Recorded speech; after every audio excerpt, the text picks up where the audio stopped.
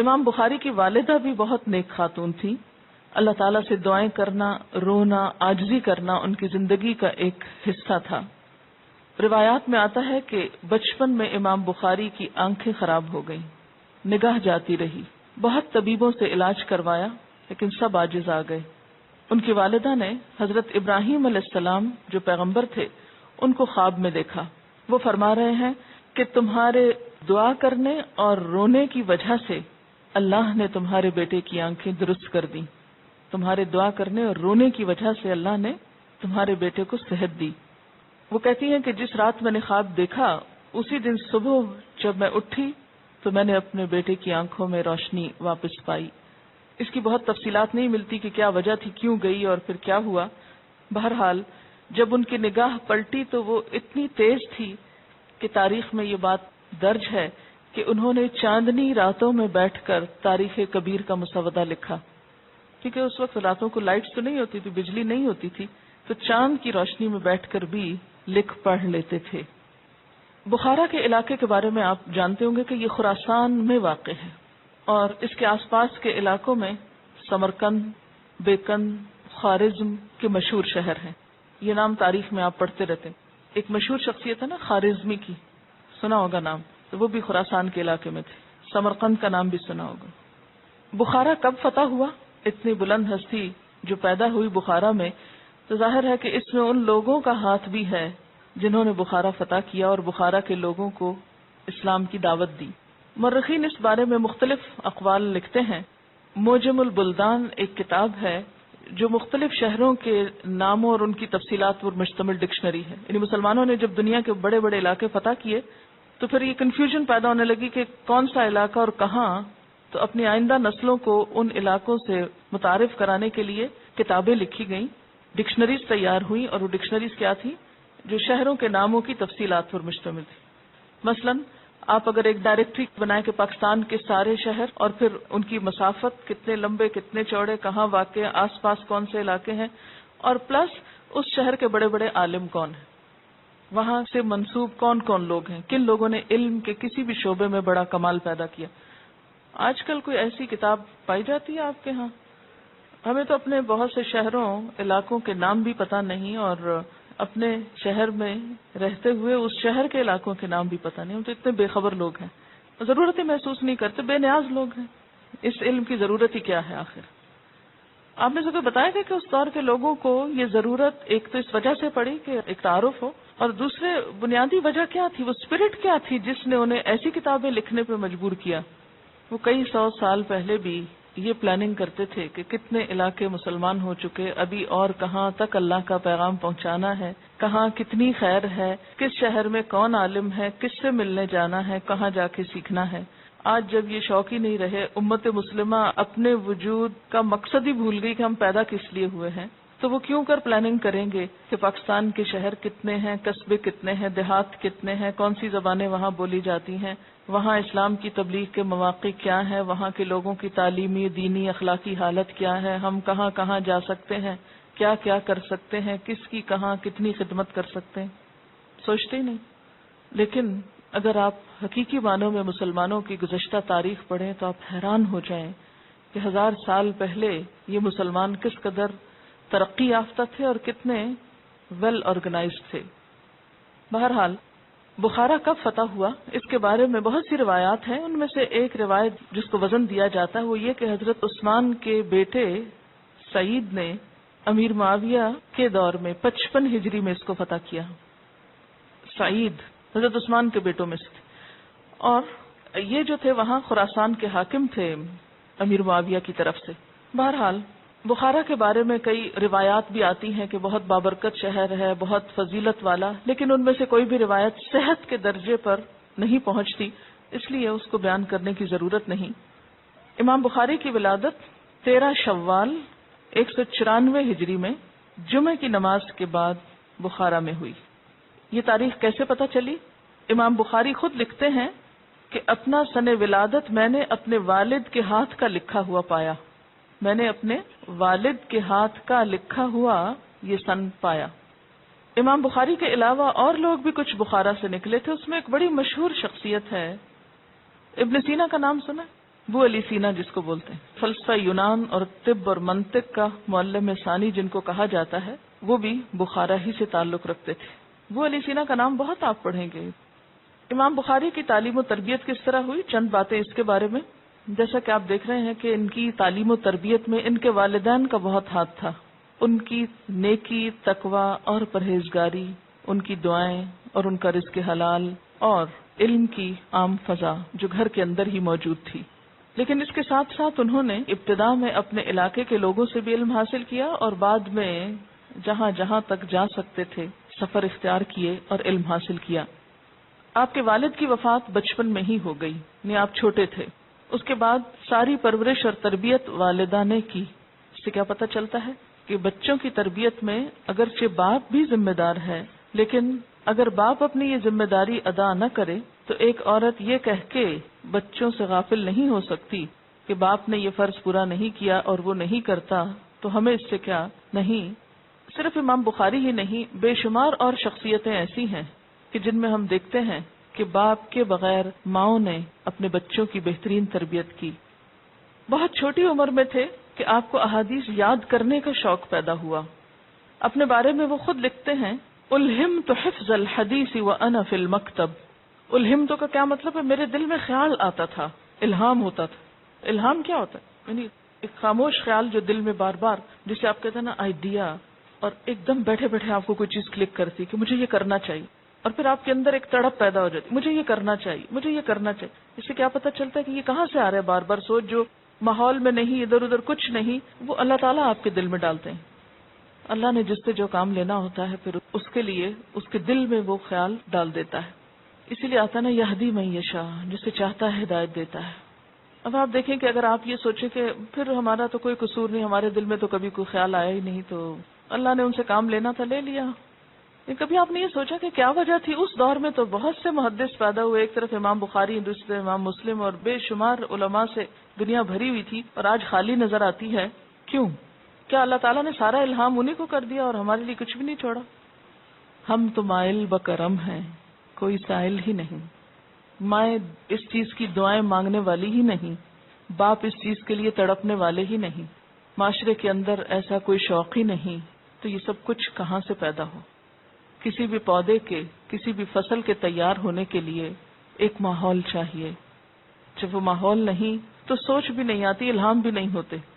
آپ دیکھیں جتنی بھی ایجادات ہوئی ہیں ان سب کے پیچھے کیا تھا؟ الہام۔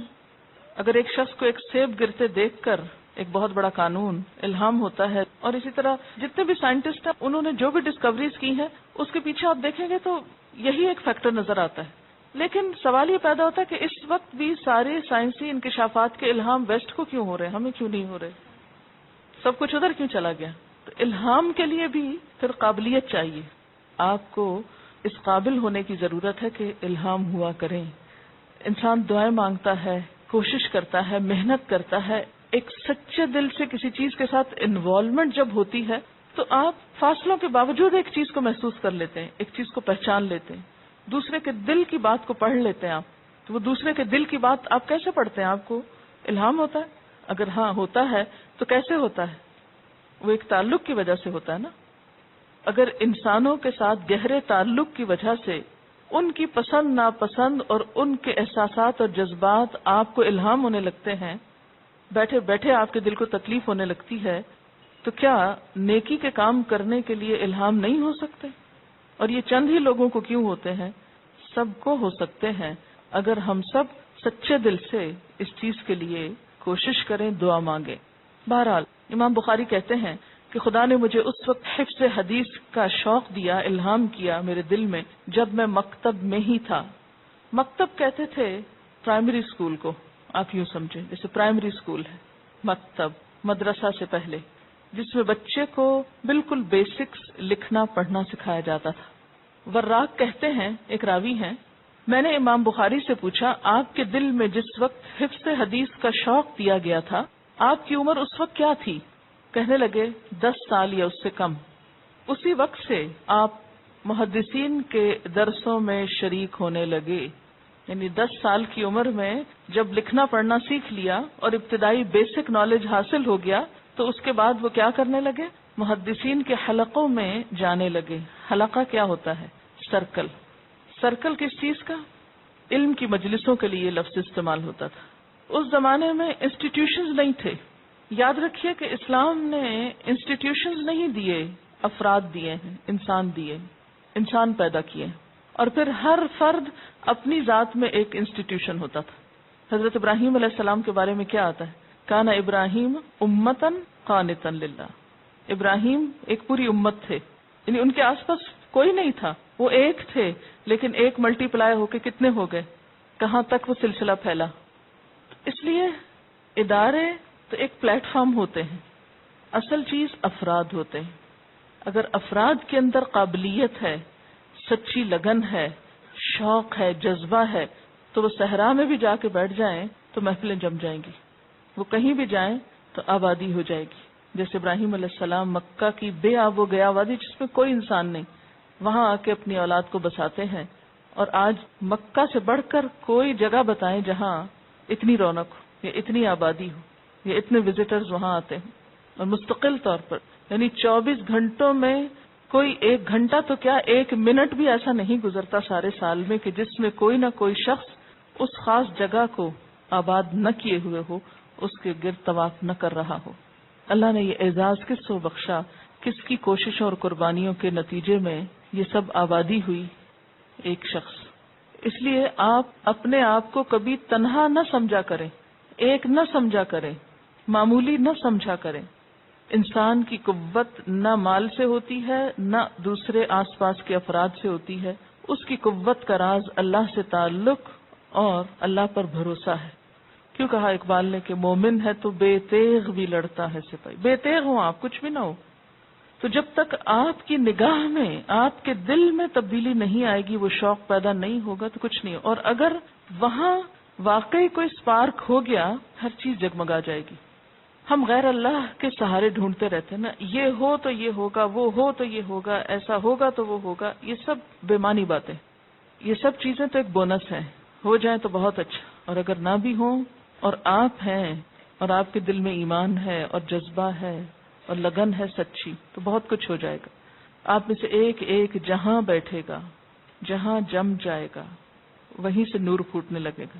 اور اگر آپ میں کچھ نہیں نا، تو ایک بہت بڑی بلڈنگ بھی ہو، ہر چیز سے لیس ہو، افراد نہ ہو، تو عمارتیں اور مشینیں اور مادی چیزیں کچھ بہت فائدہ نہیں دیتی. ہاں ایک فرد بھی ہو تو چھوٹی سی مشین بھی بہت بڑی ہوتی، اور اگر زیادہ ہو جائے تو اور زیادہ کام ہو جائے گا، پھر مشینیں بھی کام آتی.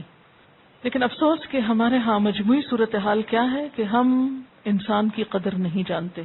اپنے آس پاس معاشرے میں دیکھیں کہ سب سے زیادہ ارزاں سستی چیز کیا ہے جو غیر ضروری ہے؟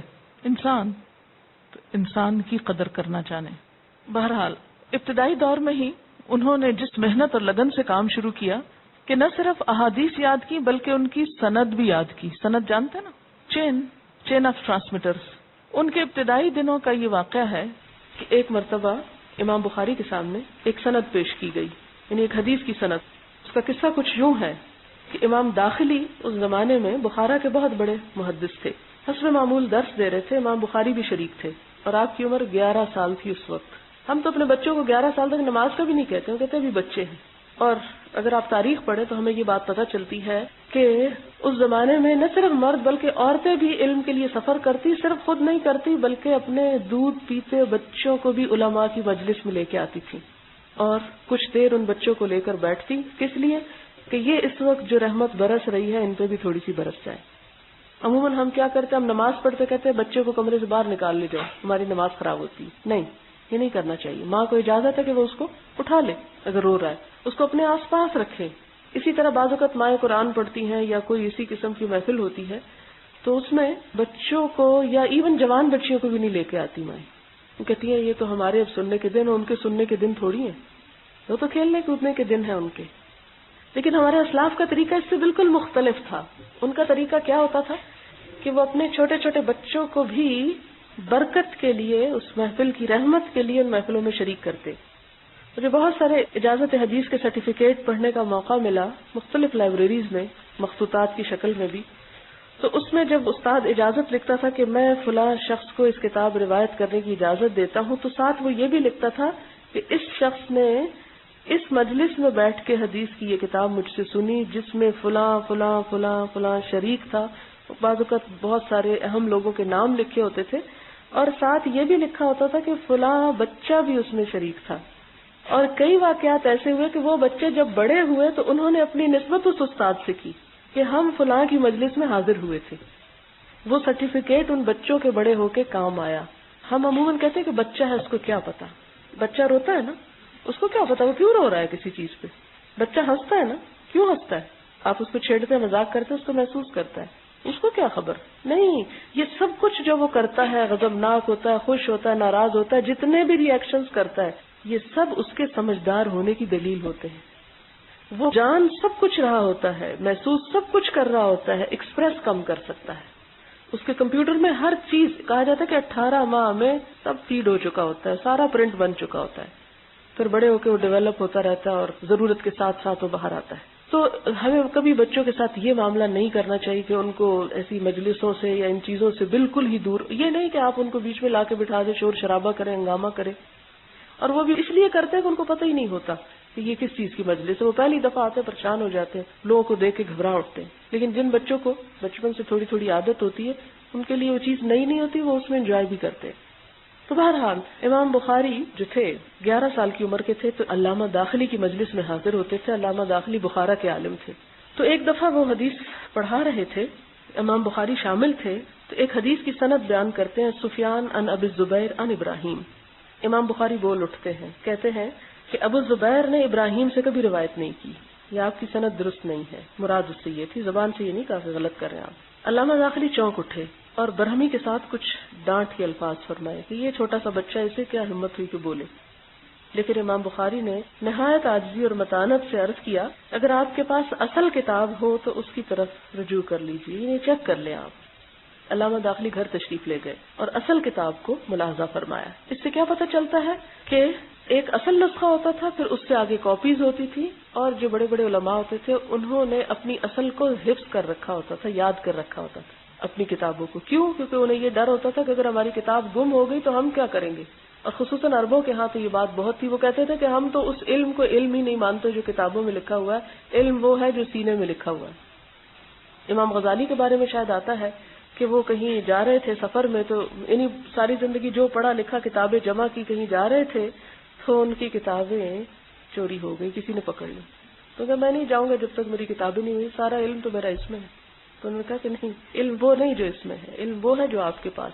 تو اس کے بعد انہوں نے علم کو یاد کرنا شروع کیا, اپنے سینے میں سمونا شروع کیا. لیکن اب ہم تو بڑے ہی خوش قسمت لوگ ہیں, اس لیے کہ ہمارے پاس کمپیوٹرز ہیں اور ہمارے پاس ویڈیو آڈیو کیسیٹس ہیں, سب کچھ ان میں لکھا ہوا ہے. کتابیں بھی اب تو پرانی ہو گئی, اس لیے پڑھنے کی بھی ضرورت نہیں, بس کچھ سن لیا, کچھ اس پہ بیٹھ کے دیکھ لیا, ملاحظہ کر لیا, ٹھیک ہے. نہیں, علم وہ علم ہے جو سینے میں اتر جائے اور عمل میں نظر آنے لگے. وہی علم انسان کے لیے خوشبو ہے. باقی تو کتابوں کی زینت ہے, یہ کمپیوٹر کی زینت ہے.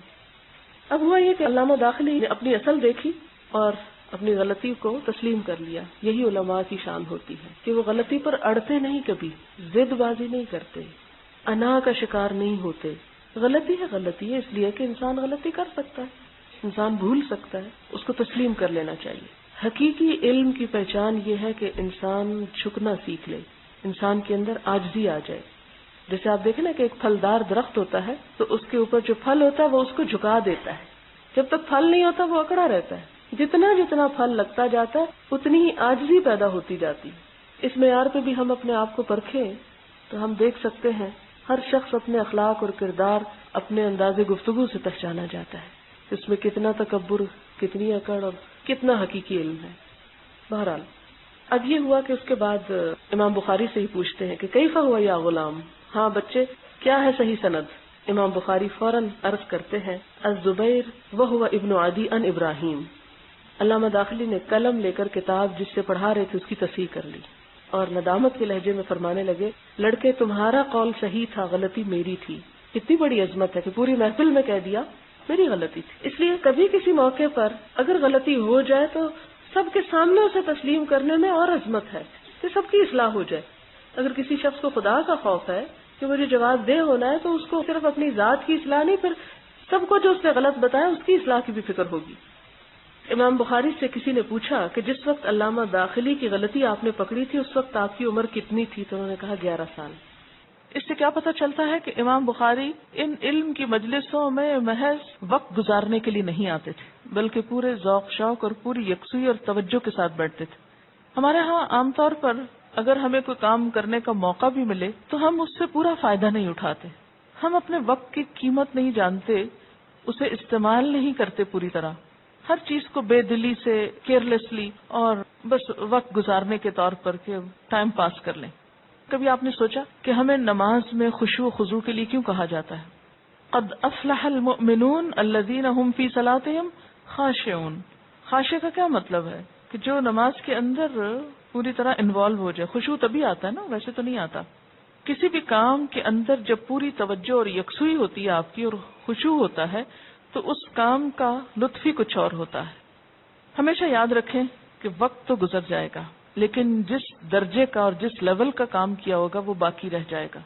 اسی لیے ہر شخص کے اعمال بظاہر اگر دیکھنے میں برابر بھی ہو تو نامہ اعمال کے تول میں وزن میں فرق پڑ جائے گا۔ یعنی بہت سے لوگ اگر ایک ہی طرح کا کام کریں تو جب تولے جائیں گے قیامت کے دن نامہ اعمال تو ہر ایک کا وزن فرق ہوگا۔ کیوں فرق ہوگا؟ کہ کس نے کس کام کو کتنی ڈیڈیکیشن اور سنجیدگی کے ساتھ کیا، کتنی جان ماری، خواہ وہ چھوٹا تھا کام یا بڑا تھا، اس کا نتیجہ بہت بڑا نکلا یا چھوٹا نکلا۔ لیس للانسان الا ما سعی، انسان کی کوشش دیکھی جاتی کہ اس کی کوشش کیسی ہے۔ تو ہمیں اپنے اندر اس کوالٹی کو بھی پیدا کرنے کی ضرورت ہے کہ ہم جس کام کو بھی کریں سنجیدگی کے ساتھ، توجہ کے ساتھ۔ بہرحال امام بخاری کے دل میں 10 سال کی عمر میں علم حدیث حاصل کرنے کا جو شوق پیدا ہوا وہ تمام عمر جاری رہا۔